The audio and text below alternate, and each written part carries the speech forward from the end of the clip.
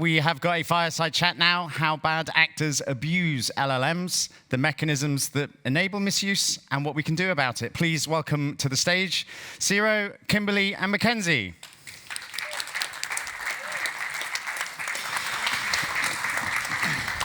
Good job. All right.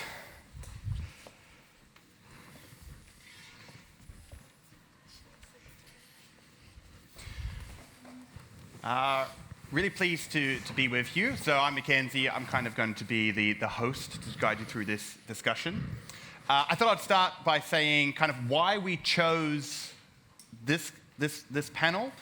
And there is madness, but there is method behind the madness. But Ciro works for PandaDoc and Kimberly for Solaris, which is kind of banking as a service, and PandaDoc is more legal documentation and signing. Both very heavily regulated industries, and both dealing with a lot of technical challenges and a lot of kind of societal challenges when it comes to AI and using that. So maybe just to give a quick introduction to yourself. So Ciro, a quick introduction to your role and what PandaDoc does for everyone. Yeah, for sure. Yeah, I'm a bit nervous, so let me picture you all naked for a second. And now that I'm calm down. And yeah, so I'm Ciro, engineer manager. I've been in software engineer for a little more than 20 years. And now engineer manager at PandaDoc. And PandaDoc is basically everything about documents. So document workflow, so CPQ, quotes, contracts, everything you can think about a document workflow, we can do it. And e-sign is one of them, legal documents, NDAs, all of that stuff. Our huge market is in the US, so also pretty legal regulated. We don't deal much with the GDPR things, but there are also data privacy there. So yeah, basically that's it. And Kimberly, do you want to give a quick introduction? Hi everyone. I am also nervous if you can't hear in my voice already. I also started out in software engineering, but very quickly realized that I don't enjoy coding all day. So I worked my way into various different roles that sort of formed the foundation for the role I have now, where I head up application security and DevSecOps for Solaris, the leading banking as a service provider here in Europe. So I oversee driving secure by design best practices across various platforms, namely our web, API, and mobile products. And yeah, I'm really excited to be here. Thanks for having me. Oh, awesome. I'm going to start it off with kind of a pretty big question, just to throw out there. And that is, what have you kind of observed, both of you being in heavily regulated industries? 4 years ago, we were just starting to get on top of the security thing. We were figuring it out. Then AI came in, and it threw this whole new attack path at us that we had to deal with, that we had to learn. What have you kind of seen in your industries when it comes to bad actors taking LLMs, taking AI, and using that for malicious purposes? So, Ciro, we'll start with you. Yeah, in our case, one of the things that we decided, we were talking about how we can use prompts to build documents, or how we can use prompt to answer customer questions. And the approach, we don't assume that the prompts will be safe. So what we do, we create this thing that we call entry points. So basically, the users, they can bring the chat by a predefined prompt. So in the newer models, we use basically OpenAI guardrails, like the OpenAI API, basic stuff. So when you start with a predefined prompt, you sort of enclosure the context. So it's not possible for the users to go out of the scope or trying to get rid. All right, I will trick this AI and I'll ask my math questions or whatever. Yeah. So we use those basic guardrails for that. And we also use tracing, so we use Phoenix for tracing, so we try to get some anomalies or out of context things that, or outputs that were not expected. But this is more like a naive approach for now, because we're mostly trying to experiment with the features and see if the users get the value we want from that. But right now, this is our approach. We try to come with predefined prompts, so we don't allow users to get with something out of the blue. Yeah, yeah. I have some follow-up questions for that later on. We'll get to that. But Kimberly, I want to jump to you. Like, what are you kind of seeing out there in the space? What's concerning you about kind of malicious actors and how they're approaching AI at the moment? It's a very interesting topic, because when people hear the term abuse, immediately they think about malicious actors. Nobody actually considers the well-meaning employees in your company who are pasting sensitive data into AI chatbots, or rushing to embed LLMs into their workflows and inadvertently creating new attack surfaces. And that's the real enabler, if you ask me. The cultural gap, the rush to adopt AI without secure by design guardrails. So while malicious actors might exploit these models, what really enables them is our own cultural blind spots. Yeah, okay, that's a very interesting approach, and you can kind of see that where, in order for a bad actor to get hands on something, usually it means someone's done something at some point that has enabled that. I want to kind of come at this from the reverse angle now. I want to talk about how you're implementing kind of AI in different areas, and probably more relevant, how you're not implementing it. So Sarah, it's interesting from the Pandadoc perspective, because we have this new attack path, prompt injection, that you touched on. And I mean, this is relevant for everyone, where you can put a prompt injection into a chatbot or something like that. But I mean, you could create an entire document as a prompt injection in your case, make it very, very, very kind of complicated. Where have you decided to kind of use AI, and then where have you deliberately decided to exclude AI from various things? Yeah, good question. So one example where we decided to not use AI, because we had this thing, we needed to use AI, we're in the growth track for increased adoption. And then my product manager, she had this idea, all right, if we can increase like the speed of a document workflow, for example, making people sign faster a document, that would help the workflow, then the customers will get more documents, et cetera, et cetera. And then she had this idea, let's see if we can use AI to sort of indicate that a contract is safe to sign. And then they were right, all right, AI is telling me that it's safe to sign, I'll just sign it, and that's it, I'll get things faster. And then we went to our legal team, and they told, all right, you're crazy. You cannot do that. This is legal advice. You cannot give legal advice using AI to do that. And I said, maybe we can just like summarize the contract, highlight specific parts. So we said, all right, this is pretty standard in DA contract. So I mean, not that you can sign, but it's safe. Yeah, but it's still not like that. So then, in the end, what we decided is like, let's park this idea for now, because it's very hard to find the ideal copy that you can use that you're not implying someone that they can sign, because it's like they can say, all right, there was this summarized, this highlight, and I felt safe to sign, but then there's this clause that I don't agree with. So, and then we say, yeah, let's not play with this right now. Let's figure out something else. So this is one of the things that we decided to not use AI, because we don't want AI tricking people into things. Yeah. And when you're answering that, my immediate thought went to, like, when someone sends me a legal document, like the first thing I do is like ChatGPT upload, like summarize this for me. And there's a whole risk in that. And I think especially when it comes from you, then if I do that and I make a mistake, then I guess that's on me.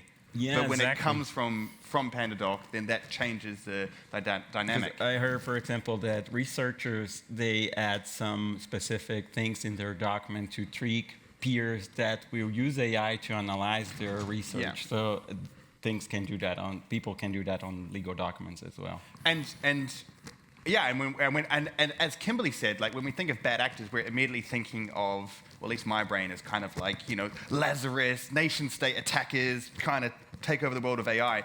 But it's people using language in a legal document that tricks an AI summary to like make you sign something that otherwise you wouldn't have. Kimberly, kind of same question here. In the banking space, heavily regulated, lots of risk in there too.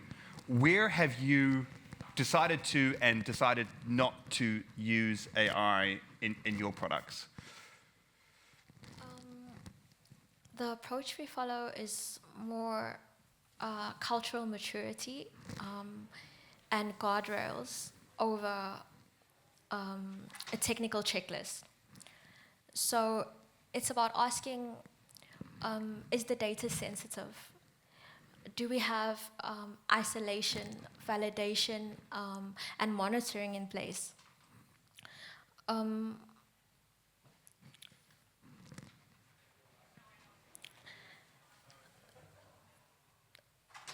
And more crucially, sorry, I'm very nervous, I'm so sorry. And more crucially, is the culture ready?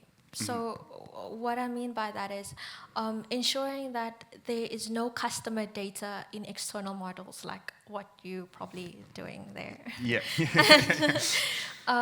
As well as sandboxed environments for experiments. And only green lighting LLM use when we can prove accountability. So if those guardrails aren't there, then the answer is not yet. Yeah. And the attack path that's kind of coming out now is kind of content-borne prompt injection.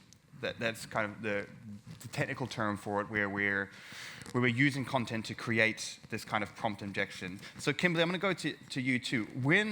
If there is a space for someone to kind of create a malicious prompt or inject malicious data into a workflow that's involving AI, what mechanisms kind of at the moment are in place to sanitize this, to deal with that? At Solaris or into the future, what are you thinking about when it comes to this kind of injection-style attacks? Do you mean like policies that we could put in Yeah, place? like policies, Okay. areas like that. Yeah, policies like disclaimers are a start. But that tends to only stop misuse on paper. What stops misuse in practice is actually a culture where there's a reflex to question, even challenge and verify AI output, as opposed to just blindly trusting it. So things like reviewer attestations help you to formalize that reflex. And companies are also leveraging labels, for example, or blocking certain claims. But culture is actually what stops the blind trust and the misuse in practice. It's interesting when you say culture too, because we're dealing with a big culture shift at the moment in everything. This question, not on my notes, so we're firing it out, we're going off-road, but how, just as you mentioned it, how are you changing culture, or how are you dealing with this cultural change internally to deal with this at Solaris? I know I'm putting you on the spot, Yeah, but you gave a great answer, so I wanted to follow up. Yeah, sure, no problem. Culture is something we pride ourselves in. We drive a secure first kind of mindset at Solaris. So what that means is security isn't just on the onus of your application security team or your product security team. If you think about it, that's a very small team, and you are working with cross-functional teams and engineering teams upwards of 20, 25. It's impossible for us to handle the entire load of vulnerability management and navigating the mitigation of these vulnerabilities and misconfigurations. So what we do is we try to drive this culture through awareness programs, not just creating a once-off policy that everyone signs in the beginning of the year and then forgets about it. It's actually about ensuring that you equip your engineering team with the tools, with the know-how on how to actually, when they receive an alert and a finding, to be able to know how to go about mitigating it. And also to support your team by ensuring that the findings that they're receiving are actually true positives and make sense for the system. They're contextualized. They are focused on real exploit-centric approaches, like what is actually going to cause imminent compromise right now. And this shift actually gets buy-in from your engineering team. Your developers are more willing to support you and your initiatives because they see that the findings that you are presenting them with are true and actionable. They're not false positives, which is what we're getting from a lot of tools nowadays. False positives, security tools? Never. Come on. I don't think we have enough time to talk about that, but I could. Let's move on.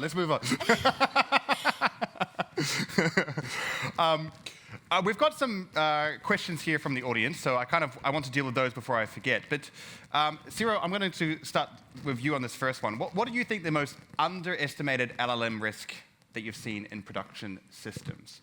So we all talk about the main ones. We all talk about prompt injection or areas like that. What are kind of some of the main areas that you've seen in production?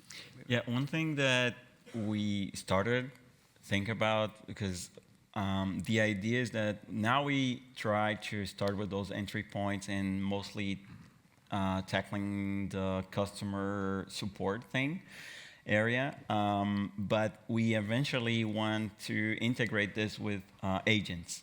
So then from the knowledge agent, from the questions, we can drive users to do something actually on the documents or on their workflow.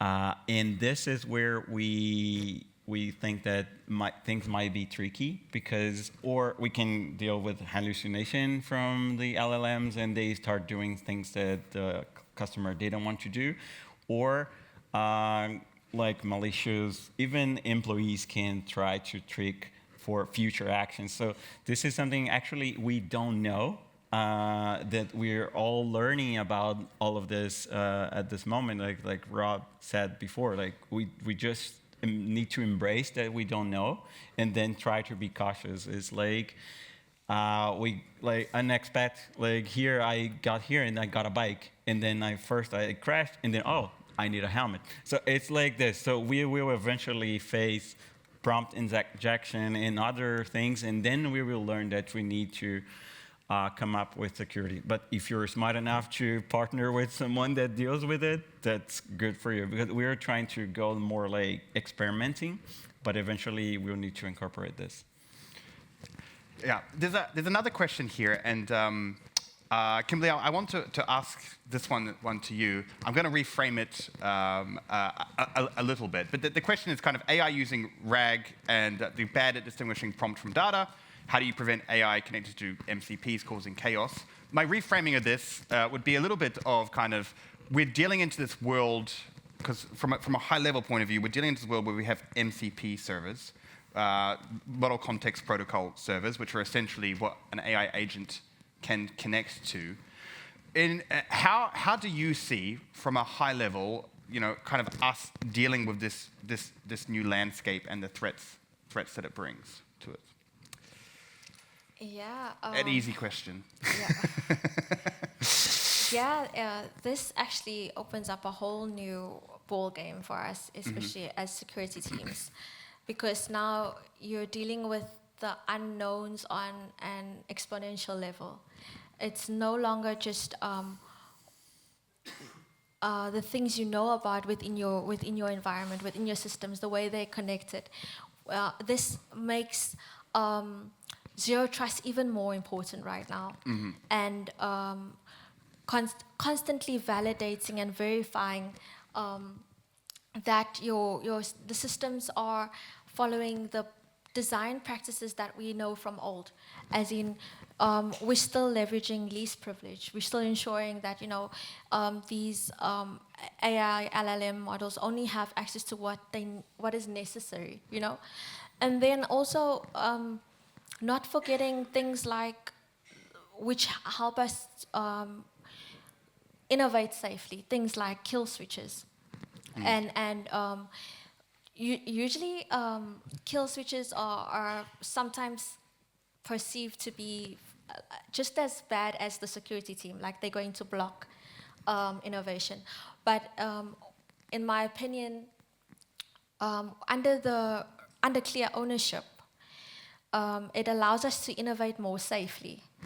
And yeah, I forget where I'm going. Sorry.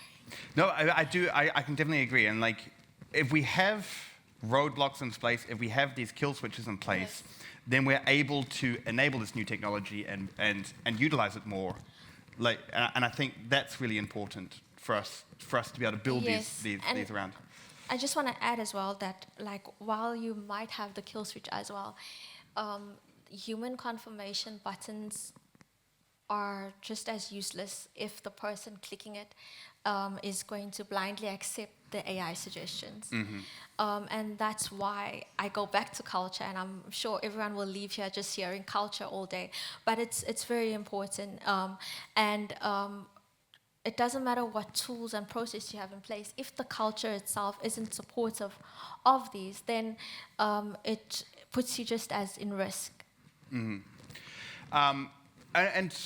Saira, I'm going to go back to you now to shift it up. When it comes to AI and areas, we can see increased levels of spam, increased levels of malicious input, increased levels on everything like that. How, from an engineering point of view, are you kind of dealing with this increased output, or this increased input, I guess you could do it, of areas like that? How are we dealing with the kind of the spam that's coming from AI and LLMs? Yeah, so right now we try to, we do basic monitoring. We don't have like specific SLIs or SLOs because we're trying to first understand how it works and then eventually decide what are the good metrics. But for example, we use OpenLit, and we have like this Grafana dashboard so we can notice like some signals of abuse. So when a user is trying to get too much to an entry point or to different entry points, and we can separate this by cluster of users, like, or organization. And then we try to track this error deviation. All right, this is kind of anomaly. This is not normal behavior. Let's dig in and understand what is happening here. But again, it's still we're learning. And this is like it's really the thing interesting to talk about this topic is that I try to mostly get from you. If you have some ideas, like can talk to me, because we're really seeing things happening while we are going. So it's a really interesting moment. Like the answer is like we track anomalies, and we see if we can figure out something by that, because we really don't know what are the good metrics or how to identify a spam or something. We're running out of time. There's a bunch of questions here. I think we'll have to kind of continue this into the lobby, into there. But there's a question that before we close up, I want to touch on vibe coding. Let's kind of do it. We've got 1 minute 30 seconds left, so quick fire answer. Are we doing this at PandaDoc and at Solaris? Saira, let's start with you. How are you kind of dealing with this? Quick answer. Yes, we are planning to do it. Well, I think we did a few things, but it's still not led by engineers, but supported by engineers, at least at growth area, because we think, all right, if we're going to put this into the product, we need someone expert to review and like to check security and basic stuff, because otherwise, if we just let product managers do it without training, it's complicated. So we decided there should always be an engineering reviewing. Yeah. And Kimberly, thoughts on vibe coding? Yeah, no, I fully agree with him, with his point. We're also supportive of, these AI coders, sorry. But a secure coding culture is even more important now with AI, because what AI brings to the plate is now multiplying your vulnerabilities as opposed to helping the teams reduce them. So AI-generated code should still follow the same guardrails. So it must go through the same CI/CD gates, the same security scans and tests, and the same peer reviews, just like he said. And developers must view it as a productivity boost, and not as a means or an excuse to bypass secure coding practices. I feel like then they can coincide and we can all thrive leveraging the best that AI has to offer. Yeah, perfect. Well, we're out of time, but thank you so much for you both for sharing your insights here. It's really fascinating. I really enjoyed it. I learned a lot. So can we give a round of applause to Ciro and Kimberly, please? Thanks, guys.